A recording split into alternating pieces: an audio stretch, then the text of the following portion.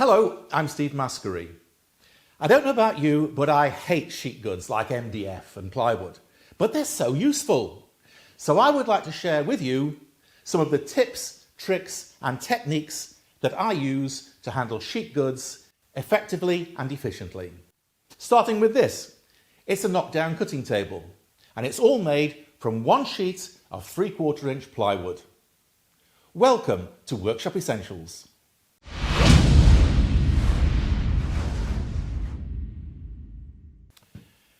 This is my knockdown cutting table.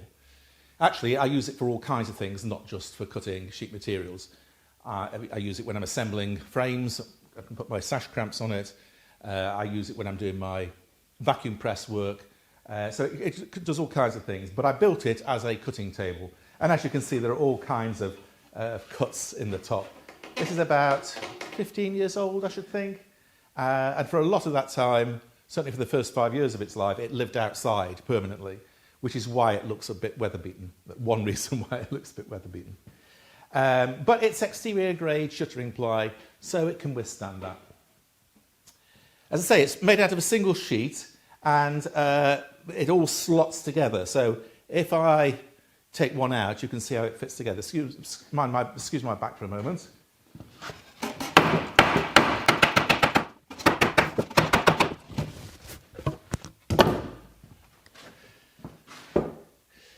Now, this has got a few extra slots that I've never used. So the maquette that I'm going to show you in a moment is how I would build it if I were building this today. It's very slightly different. There are a couple of things I would like to change. I would like it to be a wee bit higher. This is about 2 foot high, 24 inches, 600 mil. It's all right for cutting sheet materials because you need to get over. But for almost anything else, it's too low. So I would prefer it to be about 27 inches high.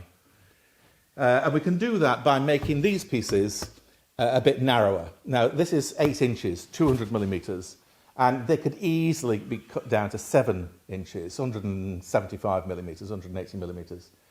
It would still be plenty strong enough. And that would, because there are 3 of them, that would give me an extra 3 inches of working height. So we need an efficient way of making these slots. I'll just put that back together. That went that way.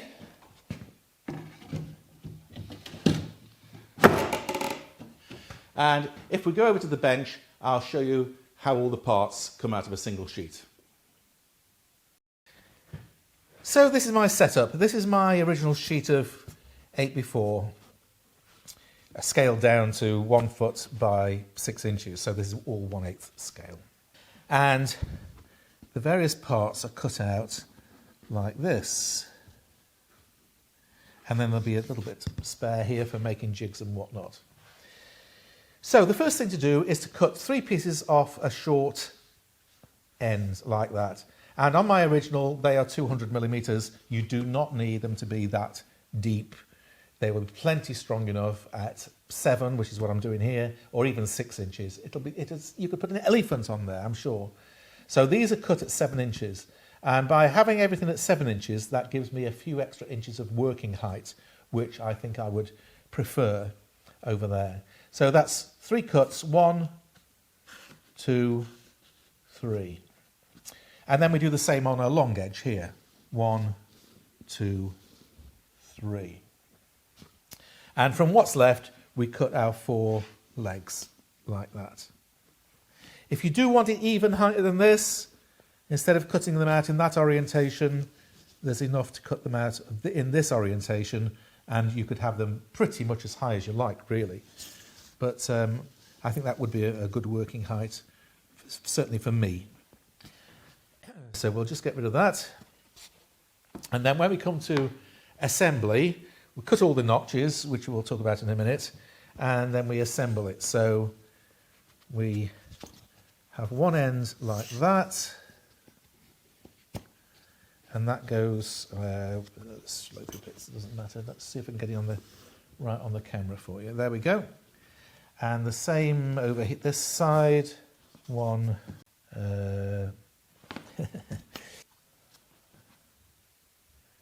2. So that goes about there. And then the long pieces go in. So 1, 2, 3. And finally, the middle one there. And if you make those joints nice and snug, then you will end up with something which is really quite stable. And you can actually stand on that quite easily. It'll take the weight of an elephant. So now let's look at how we cut all those notches. We're going to cut out these notches using a jig. And before we can make the jig, we need some basic information. How thick is the board we're going to make it from? How wide a cutter have we got? And what's the size of our router guide bush? In my case, the MDF is going to be 18 millimeters. My cutter is 1/2 inch and the guide bush is 30 millimeters. Welcome to the UK, guys. So this is 12.7. And you have to start by asking yourself, how much wider do we need to make the notch from the cutter that we've got? So if I'm using 18 millimeter board, I'll need a little bit of clearance. So let's say that makes it up to about 18.2 millimeters. And so to get from 12.7 to 18.2, I've got to add 5.5 millimeters. And I know that this is 30 millimeters, so I need to add that 5.5 millimeters to the size of this, making 35.5 millimeters. And that's the width of the slot in the jig that I need in order to cut these grooves. The easiest way I've found to make this kind of jig is to fabricate it. So I've got a little piece which is 35.5 millimeters wide, and then a couple of wide side pieces. And these do need to be wide because we've got to be able to clamp this in place, and I don't want the clamps to get in the way of my router base. So I've cut some biscuit holes, so that all goes there together like that. And when that's all glued up, my guide bush will fit in there, and the amount of play, like that, will give us the extra width compared with having the router bit on its own. So this is the setup. I've screwed a batten to the underside, and I've got a couple of bearers on my bench so I don't route into my bench. And this goes against the edge of my workpiece like that. And you can see now why this needs to be so wide, because we need to be able to put these clamps on and still allow the lateral movement of the router. And the router itself has got the guide bush in and a 1/2 inch cutter, and that will just go backwards and forwards like that. So we just route until we go through. So I'll set the depth, and away we go.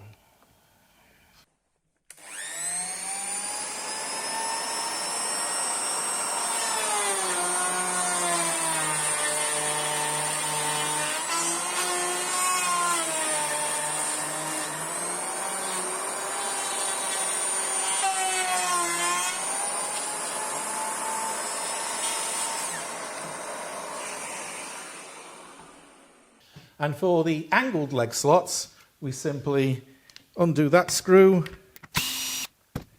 twist it 8 degrees or so. Try there. Looks about right.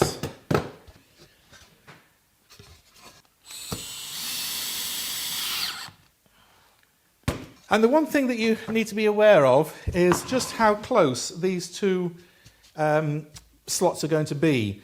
Don't get the angled cut for the leg too close to the end slot, because if there's not very much timber here, there is the potential for a weakness in the structure, because a lot of the weight is going to be borne down in this slot. So keep that well out of the way over there, like that. And more clamping, and another go.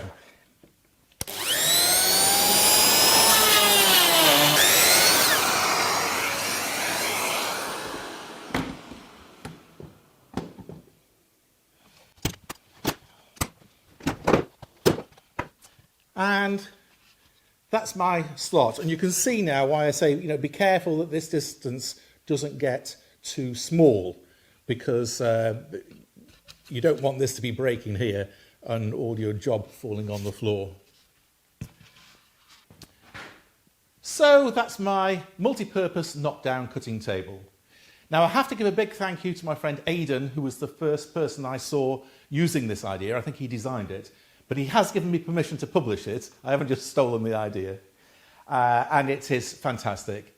And as I say, I'd make a few minor alterations to make it a little bit higher and keep the feet in a little bit because I trip over the corners sometimes. And it's just brilliant for all kinds of things. And this is the other thing that I recommend is this. It's a board lifter. And I can carry a full sheet of MDF with one of these. Just. That goes on the top like that. And then I can just lift it up and carry it on my own.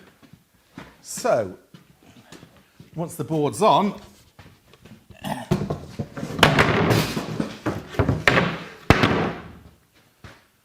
I can continue to work on it. And I've got some other hints and tips and gadgets that I use for sheet materials, and I'll show you them in the next video or two. So thank you very much for watching. Don't forget to like, subscribe and share. It matters. And until the next time, enjoy your workshop. Cheerio.